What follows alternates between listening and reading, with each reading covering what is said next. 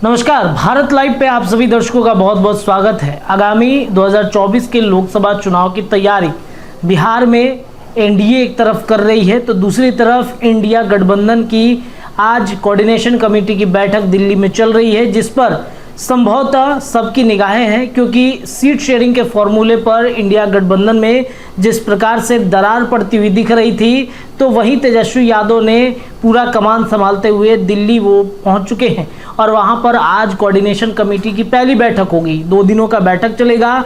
इस बैठक में ये फैसला लिया जाएगा कि किन सीटों पर कितने पार्टियों को उतारना है, उम्मीदवारों को उतारना है, चुनाव लड़वाना है। अब बारी एनडीए गठबंधन की है। देखिए, एनडीए गठबंधन में तो पहले ही सीट शेयरिंग का फॉर्मूला तय हो गया है। पिछले कई दिनों से लगातार हम इस बात की चर्चा भी कर रहे हैं कि इंडिया गठबंधन और एनडीए गठबंधन में किस प्रकार से सीट शेयरिंग का फॉर्मूला तय हो सकता है। देखिए, बीजेपी बिहार में 32 सीटों पर चुनाव लड़ना चाहती है। 8 सीटें ऐसी बची हैं जिसमें वो अपने जो गठबंधन के साथी हैं उनको देगी। पहले ही तय हो चुका है कि 6 सीटों पर लोजपा जो की पार्टी जो है वो लड़ेगी। अब 38 सीट बचते हैं। इनमें 1 सीट उपेंद्र कुशवाहा को, 1 सीट जीतन राम मांझी को दिया जा सकता है। इसकी चर्चा बिहार के तमाम जो राजनीतिक विशेषज्ञ हैं वो कर रहे हैं। हम भी लगातार अपने चर्चा के माध्यम से ये बातें बता रहे हैं। लेकिन इन सब के बीच में एनडीए गठबंधन में भी दरार पड़ सकती है, तब जब चाचा भतीजे की लड़ाई खत्म नहीं हो सकती। जी हाँ, हम बात कर रहे हैं पशुपति पारस और चिराग पासवान की पार्टी की। हालांकि पार्टी दोनों की एक ही है, लेकिन 2 खेमे में बढ़ चुकी है। रामविलास पासवान ने जिस पार्टी को बनाया था लोजपा, अब 2 खेमे में बढ़ चुकी है। एक खेमा जो चिराग पासवान के पास चला गया, लोजपा रामविलास चला गया। दूसरा राष्ट्रीय लोक जनशक्ति पार्टी जो उनके भाई की है। अब देखिए, इन दोनों ने, चाचा और भतीजे ने, एक ही सीट पर चुनाव लड़ने की दावेदारी कर दी है, जो बिहार बीजेपी और साथ ही साथ बीजेपी का केंद्रीय नेतृत्व का टीम जो है, जिसके लिए माथा का दर्द बन चुका है। ऐसा इसलिए हम कह रहे हैं क्योंकि जो पशुपति पारस हैं उन्होंने दावा ठोका हाजीपुर चुनाव से लड़ने के लिए। दूसरे तरफ जो रामविलास पासवान के बेटे हैं चिराग पासवान, उन्होंने भी दावेदारी ठोक दी है। अब बीजेपी इसको लेकर के माथापच्ची में पड़ी हुई है कि आखिर हम करें तो क्या करें। रामविलास पासवान पीछे नहीं हटना चाहते हैं और चिराग पासवान ने कह दिया कि मेरा वो पिता का सीट है, पिता ने वहीं से अपने राजनीति जिस प्रकार से 8 बार से वहाँ पे सांसद रहे, उन्होंने एक बड़ा रिकॉर्ड दर्ज किया है, तो हम उस सीट को नहीं छोड़ सकते हैं। अब ऐसे में बीजेपी क्या फैसला ले सकती है? चर्चाएं ये भी चल रही है कि इन दोनों में से किसी को नहीं बीजेपी हाजीपुर के सीट से लड़वाएगी, किसी तीसरे को बीजेपी अपने तरफ से खड़ा कर सकती है। लेकिन क्या ये संभव है? क्या ये हो सकता है? क्योंकि जिस प्रकार से गठबंधन किया गया चिराग पासवान के साथ में, नीतीश कुमार तब एनडीए गठबंधन में थे, तो चिराग पासवान नीतीश कुमार के रहते एनडीए गठबंधन में अपना समर्थन नहीं दे रहे थे। हालांकि बाहरी रूप से वो समर्थन उनका खूब था। बार बार अपने मोदी को वो राम बताते हैं और खुद को उनका हनुमान बताते हैं। लेकिन चिराग पासवान के लिए राहें तब आसान हो गई जब नीतीश कुमार ने एनडीए का दामन छोड़ा, महागठबंधन के वो साथी बन गए।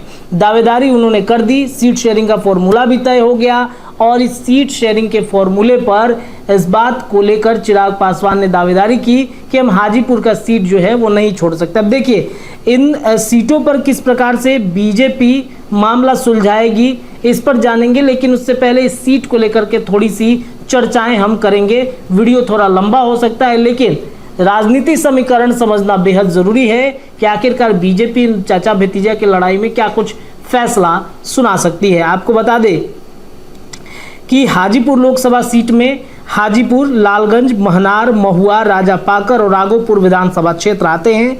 पातेपुर विधानसभा भी हाजीपुर में ही था, लेकिन 2014 के लोकसभा चुनाव में कटकर उजियारपुर लोकसभा क्षेत्र का हिस्सा बन गया।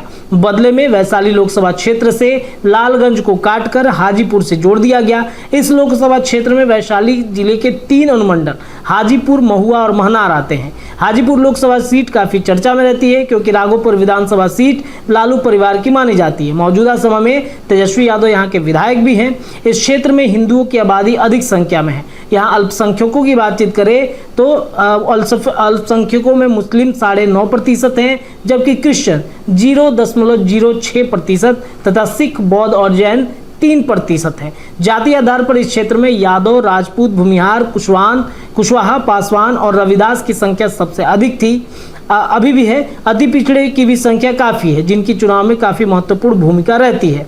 अब रामविलास पासवान की तमाम जो बातें हैं वो तो पता ही होगा, कैसे वो किंग बने। 1977 में ये पहला सीट उन्होंने एससी के लिए आरक्षित हो गई थी। तब युवा नेता रामविलास पासवान ने न सिर्फ सीट छीनी बल्कि जीत का भी रिकॉर्ड बनाया। कांग्रेस 1977 के पहले से लगातार जीतते आई थी, लेकिन रामविलास पासवान ने एक बड़ा रिकॉर्ड कायम किया और 8 बार से यहाँ पर वो सांसद रहे।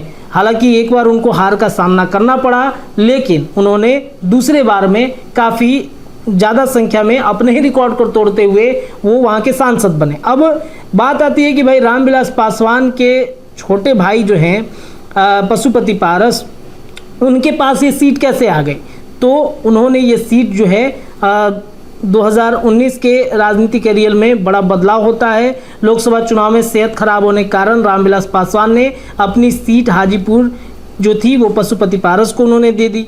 अब उसके बाद से पशुपति पारस को ये सीट मिला। बाद में रामविलास पासवान की मृत्यु हो जाती है। उसके बाद अब चिराग पासवान जो लगातार फिल्मों में अपना करियर बना रहे थे, वापस लौट के आते हैं। 2 फिल्में फ्लॉप होती हैं, चिराग पासवान वापस आते हैं। 2014 में लोकसभा का चुनाव जमुई से लड़ते हैं पिता के रहते हुए और वो जीत भी हासिल करते हैं। 14 के बाद 19 में भी वो जीत हासिल करते हैं। अब लड़ाई छिड़ गई कि भाई ये दोनों सीट पर मतलब दोनों खेमे की लड़ाई में अब मामला कैसे निपटाया जाए बीजेपी के लिए। तो बीजेपी या तो अपना कैंडिडेट यहाँ से उतार सकती है, नहीं तो इन दोनों के बीच में वो साझेदारी अगर नहीं कराएगी तो फिर मामला एनडीए के लिए अटक सकता है। देखिए, कई लोग इस बात की चर्चा करते हैं कि चाचा भतीजा को सेफ सीट चाहिए।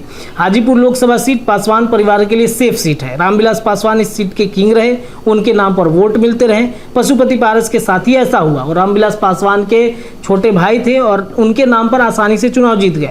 जनता रामविलास पासवान को पसंद करती रही। वही कारण है कि इस सीट से 2 बार रामविलास पासवान ने ऐतिहासिक जीत की। पशुपति पारस और चिराग पासवान दोनों यह सीट देख रहे हैं।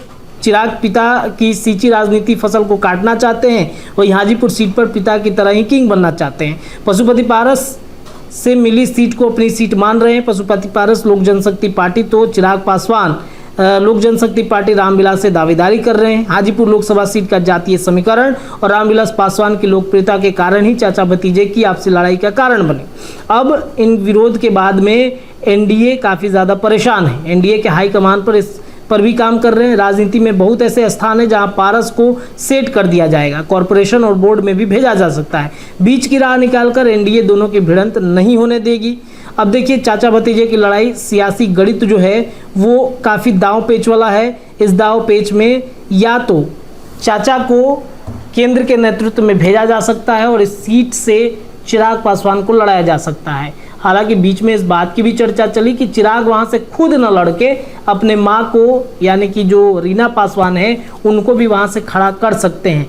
अगर ऐसा संभव होता है तो ठीक है, नहीं तो बीजेपी इन दोनों के लड़ाई को सिर्फ एक ही रास्ते से समाप्त कर सकती है कि पशुपति पारस को केंद्र के नेतृत्व में भेज करके हाजीपुर का सीट जो है चिराग पासवान के लिए सेफ कर सकती है।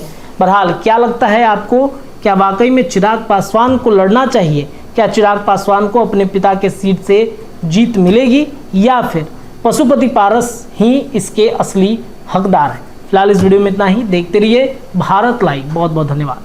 अगर ये वीडियो पसंद आई और वह बिहार के राजनीति और बिहारियत से सरोकार रखेनी तो सब्सक्राइब बटन दबा के चैनल के सब्सक्राइब कर ली। ओजे एगो घंटी बा, ओकरा बटन दबा देला से कुल सटीक और मारक खबर रुआ मुफ्त में मिल जाई।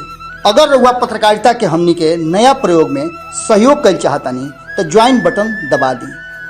पेटीएम नंबर नोट कर ली 9386816700। धन्यवाद।